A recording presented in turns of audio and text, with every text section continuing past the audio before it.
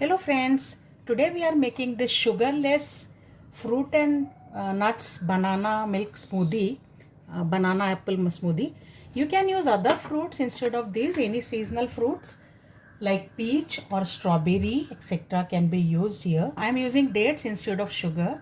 So let us see how to make. So for making 1 glass of smoothie, I have taken half a banana, half peeled and cubed apple, 5 or 6 soaked and peeled almonds and 2 dates.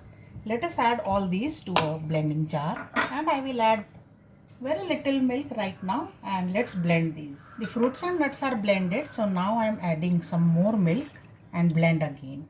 This is ready. Let's serve in a glass. So our fruit and nut milkshake is ready. Enjoy this as morning breakfast or you can have it before or after workout in the evening. In either way, it is sure to provide you energy with lots of taste and a guilt-free, sugar-free delight. So let's see you with more recipes. Bye for now.